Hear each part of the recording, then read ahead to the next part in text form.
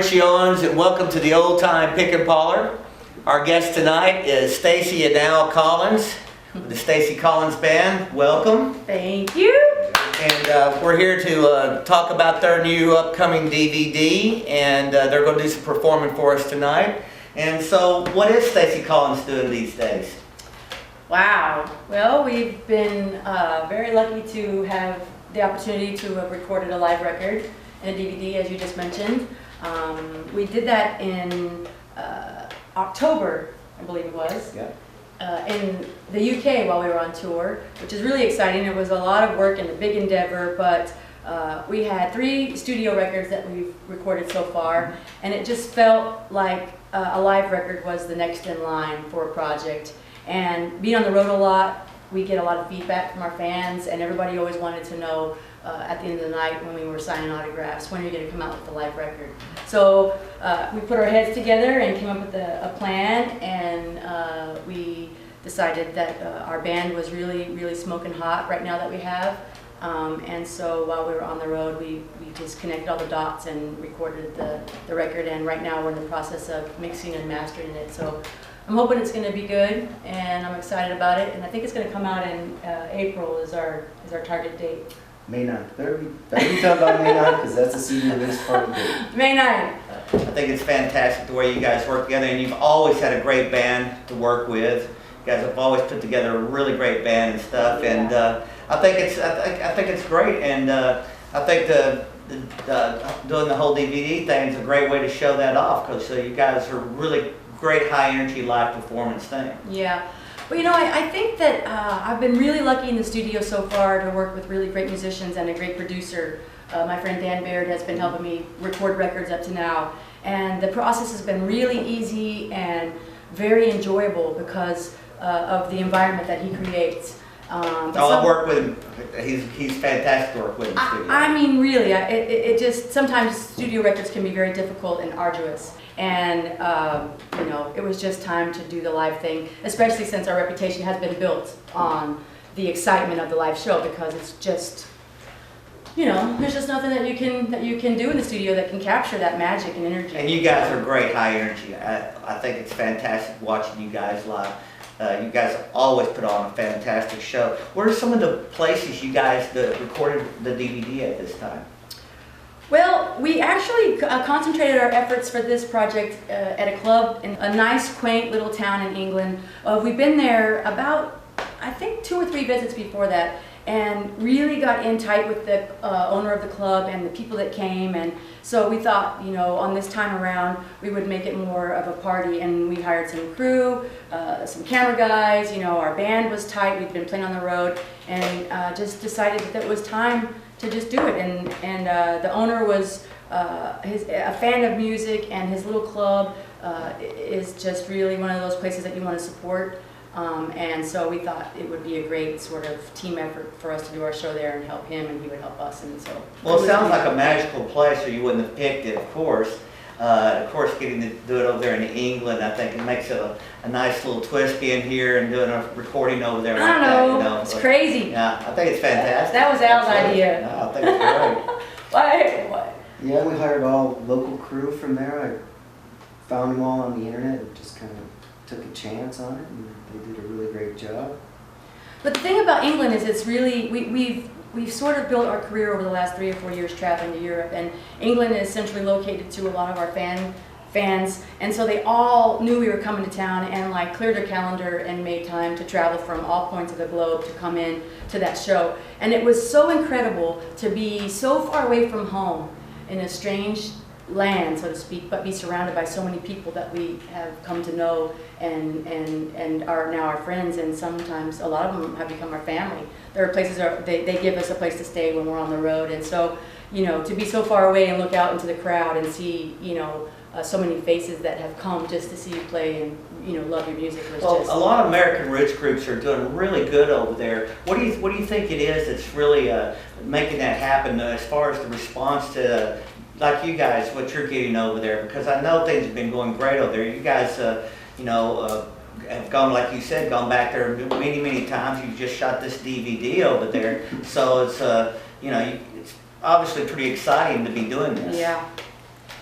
I think the Europeans are more interested in going out and hearing live bands than most Americans are these days. I think a lot of us, not myself, but a lot of people here in the States, they're caught up in American Idol and Voice and whatnot. And over in Europe, they're more interested in going out and hearing It's a definitely band. more social over there, isn't it? Don't Yeah. you think? I mean, from all my touring over there, it's always been very, very more. People are more so. They don't stay at home. They go to work, they come home, have their dinner, and they're back out. That's right. They're out for the evening. They're not going to stay home On their bikes. Yeah. Yeah, exactly.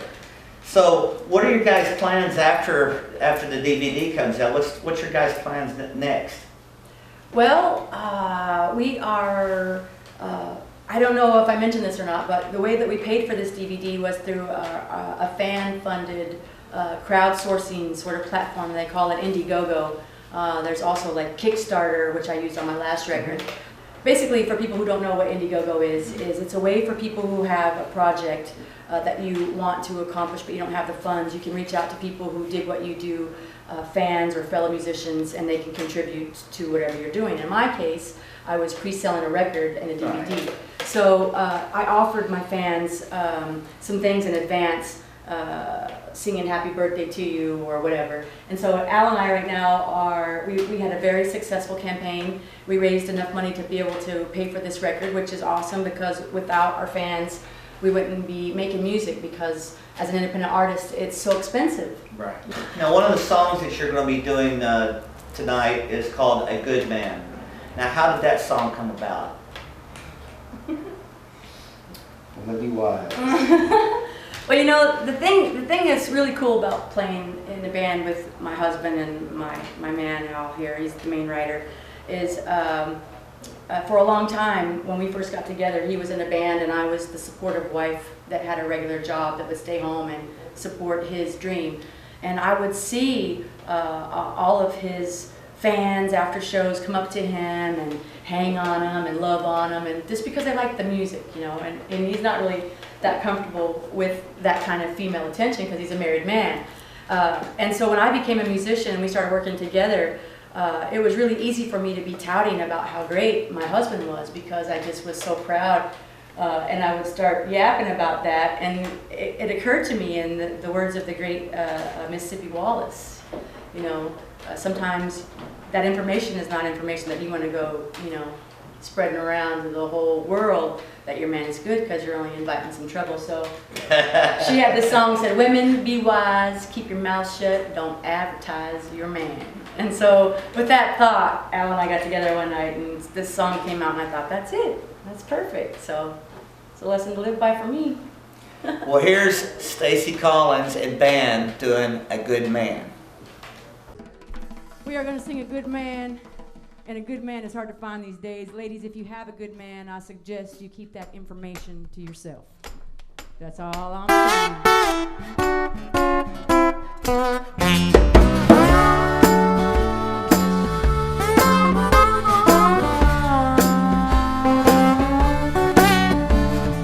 Honey, don't be foolish. Now putting your lip. A good man is a secret. Play it smart, protect your heart. Put out the fire before it even starts. And don't ever brag about those things you can do. 'Cause some little hussy tries to steal them from you. A good man is like a secret. You keep to yourself, no need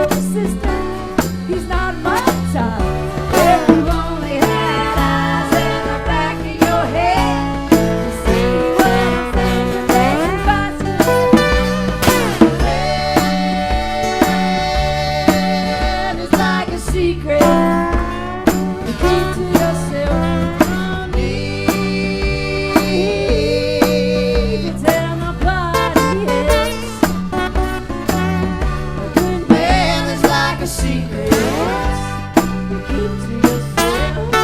That's right, baby.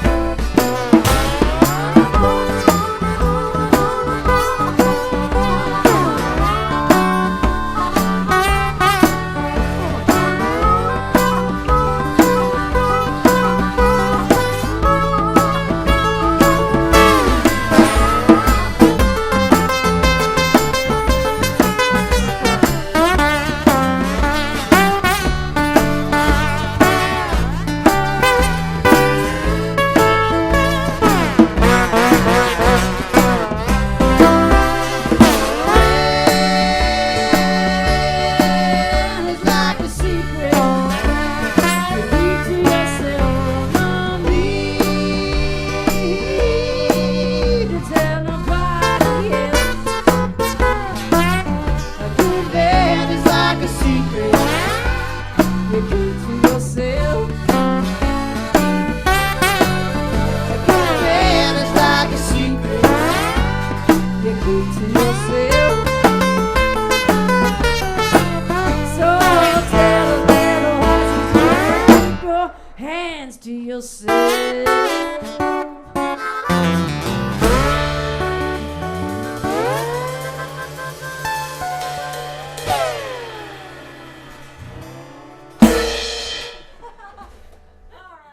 So the second song we're going to do with you guys tonight is called Lucky Spot. Can you tell me a little bit about this tune?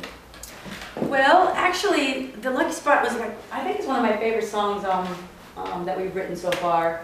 Al and I, write most of our songs together, and this song came about after Al was privy to some conversations that I was having with my mom. I grew up in a little town called Bakersfield, California, and my mom and dad moved there when I was just a kid, but they had come from Muskogee, Oklahoma. And Well, there's some Owenses out there. That's Bakersfield. right. That's right. Yeah, that's right. you got some people out there. So basically, what I learned as I got older is that I found out from many nights of speaking with my mom after I would get her good and liquored up, a couple of vodka and sevens, that she would tell me these stories that were really great about her and my dad. And my dad, I never really got to know him very, very well, and they divorced when I was really little. But I had discovered that my dad was a musician, which I kind of knew, and she would tell me these wild stories about them going out to the honky-tonks, and one in particular was called the Lucky Spot in Bakersfield, where I grew up. And I just thought that was so cool that my mom and dad used to go to this like honky-tonk and listen to bands and raise a ruckus, and they both loved to shoot pool, and I thought, wow, that's everything that I like to do. So we wrote a song about them. It goes like this. Well, here you go. Lucky Spot with Stacie Collins. All right, everybody, thank you so much. This next song we're going to play for you is one of my favorite songs that we've written. It's called The Lucky Spot. And a little background on this song. It was written about a little club back in Bakersfield, California, where I grew up. And I found out when I got old enough that my mom and dad used to go to this little club a lot. They used to love to listen to bands and shoot pool and raise a ruckus, and I found out when I grew up that I love to do the same thing. So I realized that apple don't fall far from the tree, baby. That's right.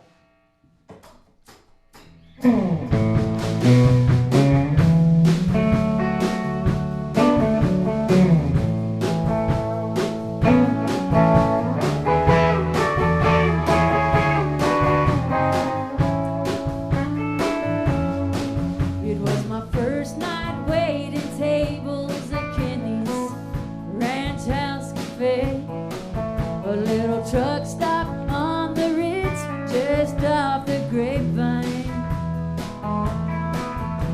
He sure looked good in his cowboy hat, his blue eyes sparkled like his pearly snaps. I asked if he was ready to order something, and then right out of the blue he said, darling, won't you come out dancing with me tonight? We can head on down to the Lucky Spot. I promise I'll treat you right. I wanna hold you close while we're dancing, honey. Now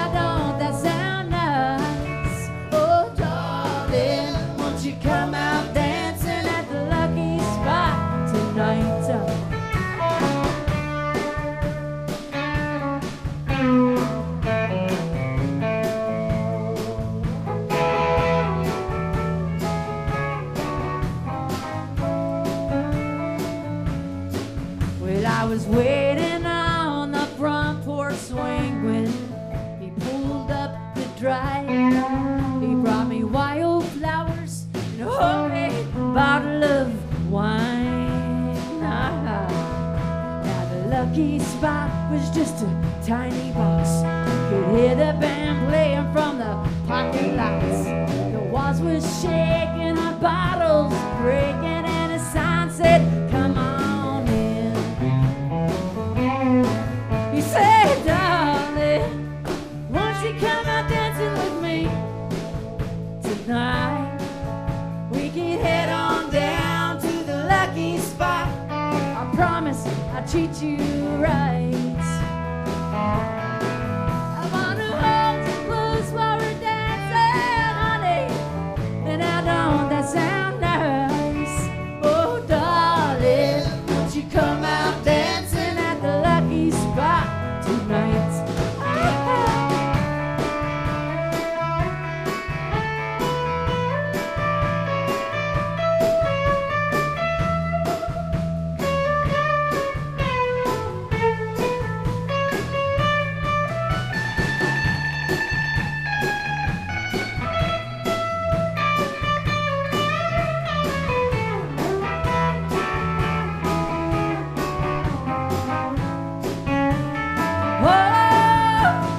Sometimes I drive by the lucky spot.